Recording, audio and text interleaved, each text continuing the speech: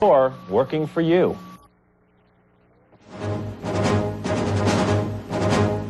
Ford and Firestone, new suspicions, new demands for answers tonight. What did both companies really know about the risk, and when did they know it? NBC News in depth, the battle over death and taxes, and George Bush tries bouncing back from a taxing week. Missing something? Cheaper, easier ways for millions of Americans of all ages to hear things loud and clear. And the real survivors, young mountain climbers, tell of being kidnapped overseas and their daring escape. From NBC News World Headquarters in New York, this is NBC Nightly News with Tom Brokaw. Substituting tonight, Brian Williams. Good evening. The question, what did they know and when did they know it, is tonight being asked of two big American name brands, Ford Motor and Firestone Tire. Both are in the midst of a massive recall, both struggling to keep up with demand. Firestone's survival may be on the line here. As old tires in question come in for refunds, they all need to be replaced, and now. We have two reports tonight, beginning with NBC's Robert Hager. Ford says today that 861,000 tires have now been replaced, one of every 7 recalled. And the company insists that at least all the bad ones have been identified and that the recall does not need to be expanded. For those groups out there, they're calling for expansion of the recall without any data. It's careless and it's irresponsible because they're scaring people, and good tires are going on vehicles with good tires already. This on a day when lawyers representing people injured in accidents say not only Firestone but Ford too is partly to blame for the blown tires. The lawyers charge Ford knew when it designed the Explorer, the vehicle that's had most of the tire problems, that it had a tendency to tip over in sharp turns. But instead of ordering basic changes like a broader wheelbase, they charged the company instead opted to simply tell owners to keep less air in their tires. It's crystal clear from their own internal documents that they dropped the air pressure because they couldn't keep the wheels on the ground. Ford documents, which NBC News has obtained, show when the company ran its own tests of the rival Chevy Blazer, it did not tip over. Nor did Ford's own Bronco 2. But the prototype of the Explorer failed 5 out of 12 tests, 2 wheels leaving the road on a tight turn. The lawyers say that's why Ford later told Explorer owners to put less air in their tires, something experts say could lead directly to blowouts. Ford was trying to take a quick fix, a quick, simple, cheap fix. But Ford says that's not true, that Explorers on the road have had fewer tip-overs than comparable SUVs, and that other manufacturers, too, have recommended less air in tires. There is absolutely no question in my mind that what we're seeing with tread separation is in no way related to the performance of the Explorer. Ford does say it's still facing a critical shortage of replacement tires, racing to keep up, but acknowledges it may take another 6 months to replace all the recalled tires. Robert Hager, NBC News, Washington. This is Bob Kerr in Washington. Pressure on Firestone and Ford increases here. Senator McCain calling top officials of both companies to testify in 2 weeks. And there's mounting legal pressure. In Florida today, another shredded tire and another lawyer suing, warning that the current recall is inadequate. It is our position that all tires in the Wilderness, the AT, ATX2, should be recalled, whether they're 14, 15, 16 or 17-inch tires. Today, in a company-produced video, Bridgestone Firestone escalates its public relations offensive. All data indicates that all other tire lines and sizes are performing excellently in the marketplace.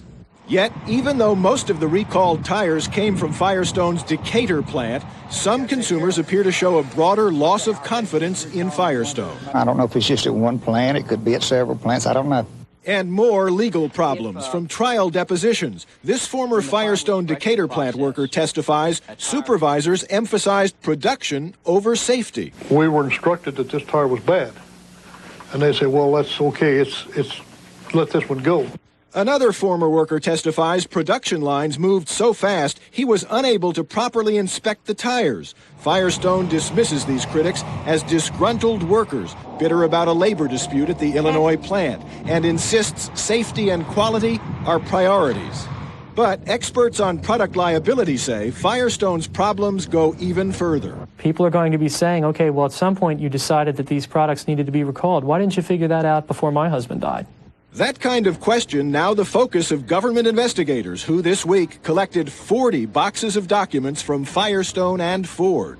Their investigation could drag on for years before it's resolved. Still, government officials insist their first priority is making sure the scope of the current recall is adequate. And tonight they're not ruling out an additional recall that would affect millions more tires. Bob Kerr, NBC News, Washington. An update tonight from the grim recovery scene after the crash of that Gulf Air Airbus in the Persian Gulf waters off Bahrain. All the bodies, both black boxes, have now been recovered from the clear and shallow waters there. The final death toll, 143. Investigators say it is still too early to speculate on the exact cause of the crash. Tonight, a potential bombshell from the new president-elect of Mexico. Open the border between Mexico and the U.S. While this may not fly, it is an indication that Mexico is decidedly under new management. That was made clear today. Our report tonight from NBC News correspondent Jim Miklashevsky. He's not president yet, doesn't take office until December. But Mexico's Vicente Fox is already shaking things up on both sides of the border. At the White House today, Fox lays out his boldest and most controversial proposal: open borders and free immigration between the U.S. and Mexico. President Clinton hints maybe someday, but for now, the law's the law. We have borders and we have laws that apply to them, and we have to apply them, and so do the Mexicans. It's the hottest issue in U.S.-Mexican relations. U.S. immigration officials report nearly 1,000 illegal immigrants cross into the U.S. every day. Nearly 3 million live here illegally. They come looking for jobs and higher wages, 10 times more than they earn in Mexico. In an exclusive interview, Fox tells NBC News that until that economic imbalance changes, no one can hold back the human tide. And you can build up as many walls as you want. You can put all the armies you want, but people will still try to migrate. Flamboyant and charismatic, Fox is prepared to take on a whole host of problems between Mexico and the U.S. Drug trafficking. U.S. drug officials report 60% of the cocaine sold in the United States comes through Mexico. I'm serious when I talk about combating drugs and narco trafficking. It's going to be the mother of all battles. Fox also vows to end decades of political corruption within his own government and military that strain relations with Washington, and work toward knocking down all trade barriers between the U.S. and Mexico, creating a European-style economic union in North America. In the long term, U.S. officials have high hopes for Fox and some of his bold ideas. But in the short term, Warren, they're far too radical for any politicians here north of the border. Jim Miklashevsky, NBC News, Washington. A federal judge said tonight that fired Los Alamos nuclear scientist Wen-Ho Lee, indicted and jailed for mishandling government nuclear data, can be released on bail with some conditions, perhaps as early as next week. When we continue this Thursday night, death and taxes. NBC News in depth, eliminating estate taxes, why this Montana farmer took his case directly to the White House. Doesn't make any sense to put something together, work your whole lifetime, 5 generations to put something together, and then lose it because somebody can't pay the tax. The unusual delivery of the bill to end the death tax and why President Clinton is going to veto it. That's tonight's In Depth. And the real-life survivors, the incredible life and death story being told by 2 young Americans who say they were held hostage by terrorists.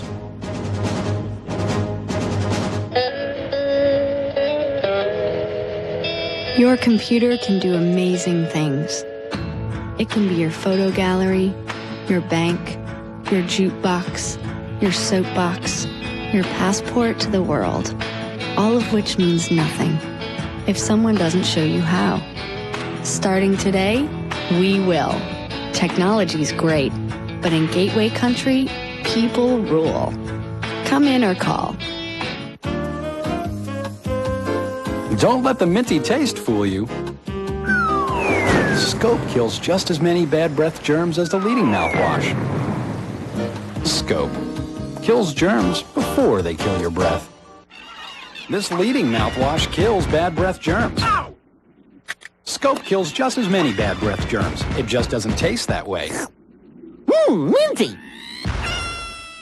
Scope kills germs before they kill your breath. Welcome back. Please get out a pen and paper. Psst. You have an extra pen? Regular or gel ink? Gel. Comfort grip or standard? Comfort. Psst. You have any paper? Staples has everything you need for back to school. Bobby, you have any chalk? Regular or dust free? Want low prices? Staples.com. Yeah, we've got that.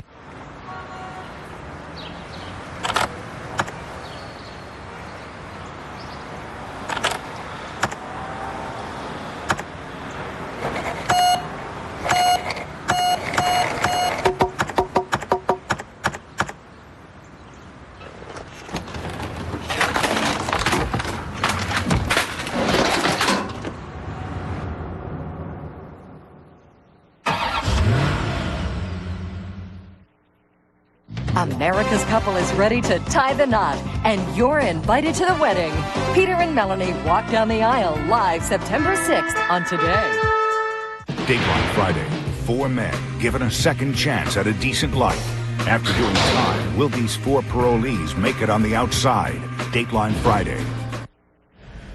NBC News in depth tonight, the tax dilemma and the campaign trail, and in Washington. First, a face-off between President Clinton and the Republicans in Congress over eliminating the so-called death tax. According to the Congressional Budget Office, Americans paid nearly $1 trillion in taxes this year. Republicans and a significant number of Democrats say too much of that tax bill is an unfair burden on those trying to pass on a piece of the American dream to their children. So why is President Clinton promising a veto? We begin tonight's in-depth reporting with NBC's Claire Shipman.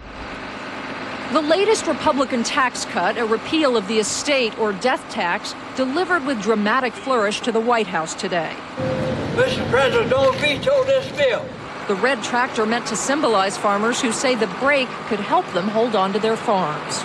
But the president says he will stop the bill, arguing it is simply a huge break for the wealthy and that there are better ways to help the middle class. We can provide more meaningful, targeted estate tax relief that provides immediate benefits to farmers and small businesses. The estate tax affects very few Americans. It only kicks in on estates worth more than $675,000. There is a higher limit for farmers and small business owners, but even so, supporters of the bill say that the steep tax often forces the sale of farms and businesses. Lynn Cornwell, a Montana cattle rancher, delivered the bill to Clinton. It doesn't make any sense to put something together, work your whole lifetime, 5 generations to put something together, and then lose it because somebody can't pay the tax.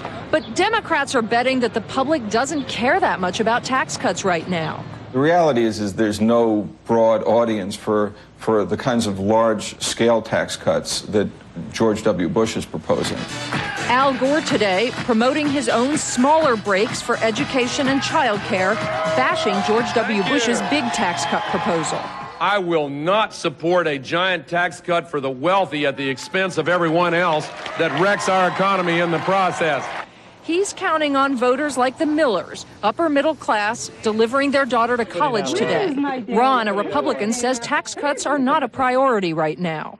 I think when it comes down to it, tax cuts are going to be a low issue when it comes down to somebody actually pulling the lever. But not everybody thinks like the Millers, and with taxes quickly becoming the hot election year issue, many believe the next 2 months could turn into a referendum on just what tax cuts Americans really want. Claire Shipman, NBC News, Washington.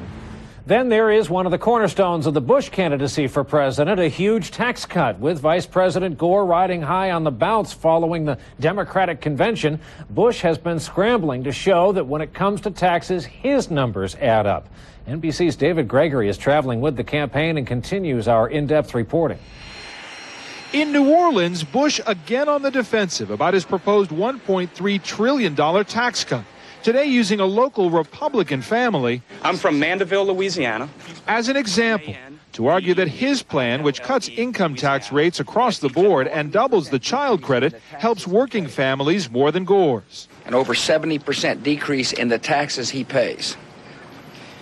Under Al Gore's plan, he gets no tax relief. Many say Gore's attacks on Bush's tax plan have left the Texas governor appearing off balance and off message. The campaign had carefully scripted education as the centerpiece of the week. But in an interview today with NBC News, Bush defends his tactics. I'm going to start focusing on issues that I think are important for people to hear and issues that will help me get to be elected president. When you give people some of their own money back, it'll encourage economic growth. And by growing the pie, it's more likely we'll have even more revenues. Despite his rosy outlook, 1 week since the close of the Democratic convention, Governor Bush seems to have faltered in his attempt to regain the spotlight. Polls show him now trailing the vice president. And today, another headache. Bush forced to explain why a TV ad questioning Gore's honesty was abruptly withdrawn before it aired. The ad shows an excerpt from a 1994 NBC News interview with Gore about his description of then Senate candidate Oliver North as a pathological liar. Can you say that neither you nor President Clinton has told a lie in your political career? None spring to mind, I'll tell you that. Some thought the 6-year-old interview would be taken out of context as a reference to the Monica Lewinsky scandal. I think it's appropriate to challenge the man's credibility. I don't think it was appropriate to challenge the man's credibility in that context. That context because it was it had nothing to do with the affairs of the White House. Also this week, unwanted publicity for a series of verbal slip-ups, an Iowa fundraiser at the end of a long day. We cannot let terrorists and rogue nations hold this nation hostile or hold our allies hostile. A bad week? Governor Bush doesn't think so. He says now's the time to start pounding home his messages, including tax cuts, because voters are starting to listen. A top aide says tonight we're exactly where we want to be. David Gregory, NBC News, New Orleans. Back with our Lifeline report right after this. This portion of NBC Nightly News is brought to you by Publishers Clearinghouse, whose $1 million award is coming up later on the broadcast. There are times when you have trouble sleeping because you can't stop thinking about the tensions of the day.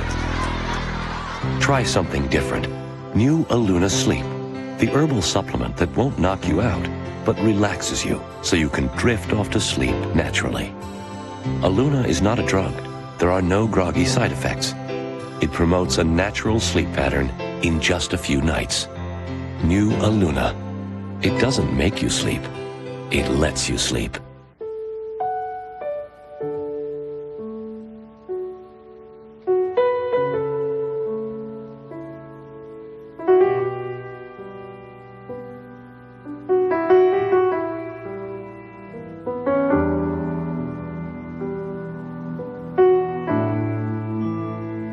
There's a new prescription treatment called Remicade that could change your life by giving you lasting relief from the pain and stiffness of rheumatoid arthritis.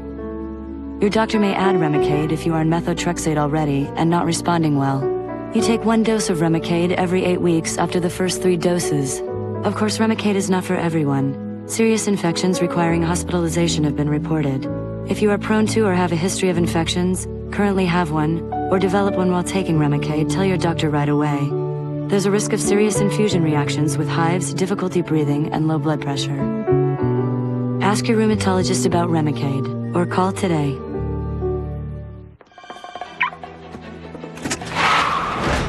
She's in the black Bonneville. The 2000 Bonneville with Magnisteer.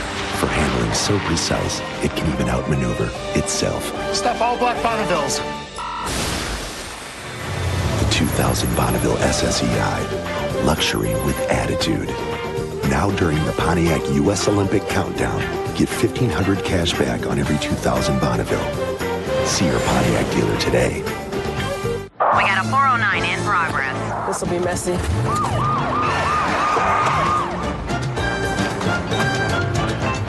Back away from the stove, man. Stubborn grease. Here's the facts. Antibacterial Fantastic wipes out this messy grease better than 409. So it's one top plane. What's that? It's nothing. Fantastic leaves no greasy residue. This stuff is pretty good. No, man. It's fantastic. Antibacterial Fantastic. Tap on grime. Tomorrow, cheap airline tickets. Think you're getting a bargain? Why, it could cost you more in the long run, especially when there are delays. NBC Nightly News tomorrow. Join us in September when The Today Show comes to Australia. Our Lifeline report tonight, good medical news, the rapidly advancing technology that's bringing back hearing for those at a loss in every age group. It can be a life-changing move. Here is NBC News Chief Science Correspondent Robert Bazell. Lawrence Highsmith, one of the Tuskegee Airmen, the famed unit of African-American pilots who fought so valiantly in World War II. Always proud of his achievements, but he says life even better with the newest high-technology hearing aid. All of a sudden you hear the rustle of the leaves and so forth, and it's a nice day, and they haven't been rustling before, and it makes you want to look up. The latest advances in digital electronics, making hearing aids far tinier and the sound much clearer because they can be programmed to capture the specific frequencies each person misses. We can tailor them to individual hearing loss because everybody has a slightly different hearing loss pattern. Malcolm Van Kirk, a 53-year-old small plane pilot, resisted getting a hearing aid for years and was then shocked at how well it worked. I wish that I'd done this a long time ago, really. Like many people, he faced up to his hearing loss only after his adult children nagged him. I really became aware of hearing dysfunction when my children started, telling me, "Dad, you're really not hearing what I'm saying." 22 million Americans suffer hearing loss, including 1 in 10 65 and older, but only 6 million wear hearing aids. Experts like Dr. Lori Hannon say the latest research shows the results can be devastating if people do not seek treatment. With untreated hearing loss, people, especially people who are in their 60s and 70s, are more prone to depression, to feelings of social isolation, and it's because they can't communicate. The main reason people don't wear hearing aids? Vanity, inconvenience, and cost. $800 to $3,000, usually not reimbursed by insurance or Medicare. For the future, one company already marketing a disposable hearing aid that costs about $80 and lasts a month. Clinical trials underway of a device called SoundBridge, implanted inside the ear, invisible outside, vibrating along with a bone it is attached to, sending sounds directly to the brain. Scientists hope that one day they will actually eliminate the need for hearing aids altogether by reversing the damage, usually caused by loud noise, that leads to hearing loss. The goal? To regenerate the nerve cells called hairs in the inner ear that detect sounds. That treatment's still many years away.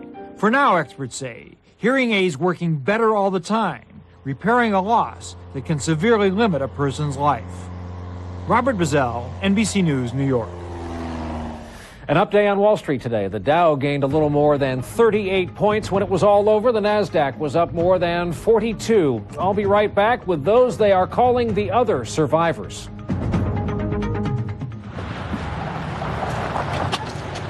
Problem?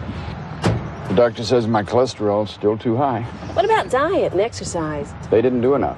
So? He suggested adding Lipitor.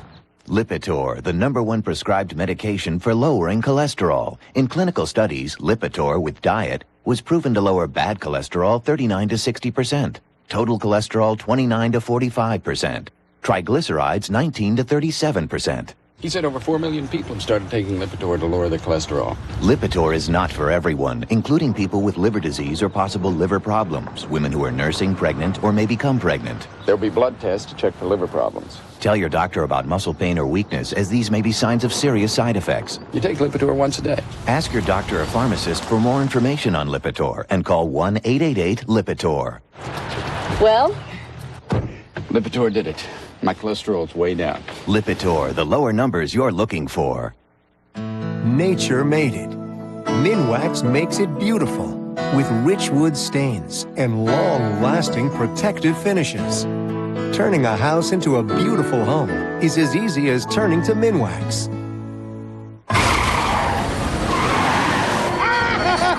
This is how you exterminate a bat! Batman, this is Karen Boyd from OnStar. I got a signal your airbag went off. Should I send for an ambulance? Everything's fine. Send the police to 4th and Main. I'll contact them right away.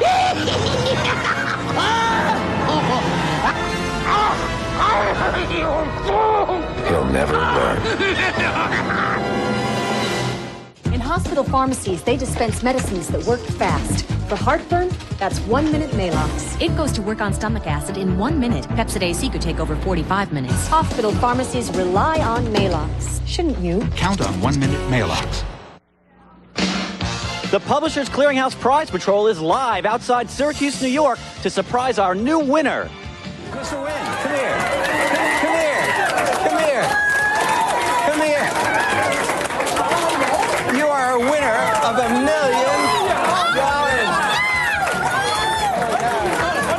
Hey, in just a few weeks, the Prize Patrol will surprise 100 big winners. You could be one if you watch your mail or go to pch.com now.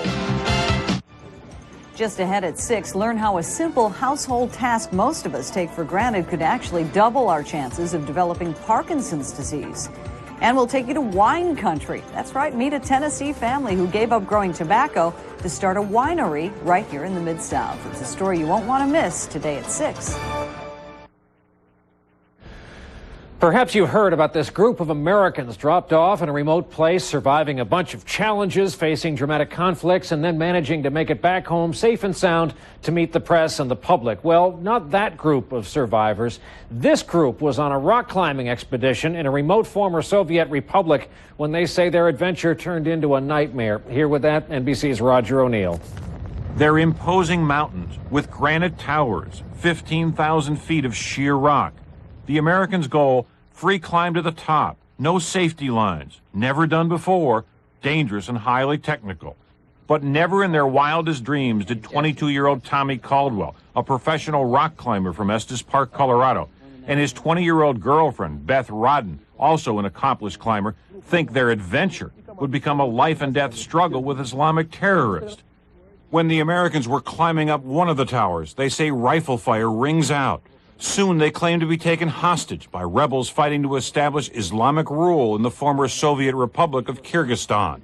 Caldwell says when they were held captive, the conditions were horrible. The places that we slept were horrendous, but I think they felt that they had to hide us. The two happy to be back on American soil now, and very happy to be alive. I was very scared the whole time, but always hoping that either someone would come to save us or that we could escape somehow. And it's made me think a lot, about how valuable life is, but, I'm still excited to travel and stuff like that, but just be a lot more cautious. Held captive for 6 days, their escape is a daring tale. At last saw a chance to escape by pushing our guard off a cliff.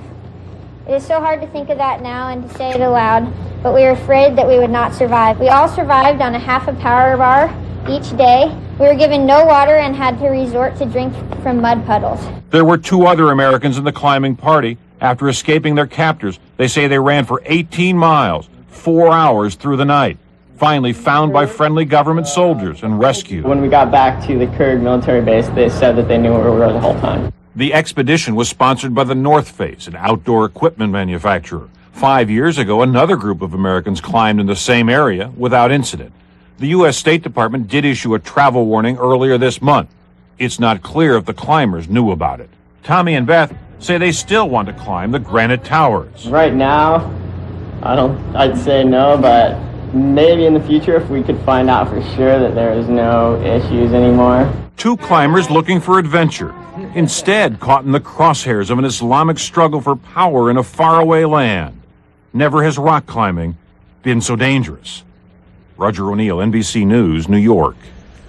And that is Nightly News for this Thursday evening. I hope to see you later on tonight for the news on MSNBC on cable. That's at 9 and again on CNBC each evening at 10. I'm Brian Williams reporting tonight from New York. Good night.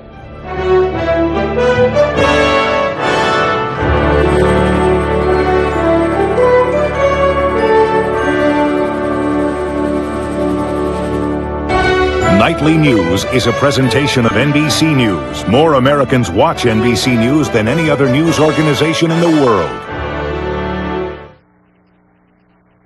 Next, a young child is abandoned by her school bus driver far from home. Now her mother is angry and demanding answers and an apology. The story right now on the scene at 6. I'm Francine Cuccinello. Did a Metro Police sergeant break his professional oath to protect a fugitive brother? I'll have the story coming up. Plus, they're taking their volunteer spirit all the way down under. Tonight, meet 2 Tennessee Olympians who are dreaming of gold. The scene at 6 is right now. You're watching Channel 4 News with Dan Miller and Demetria Galadimos, Bill Hall, and Rudy Kalis. There should be at least some reports, something done about this driver that left my daughter in the middle of nowhere. An angry mother says her daughter's not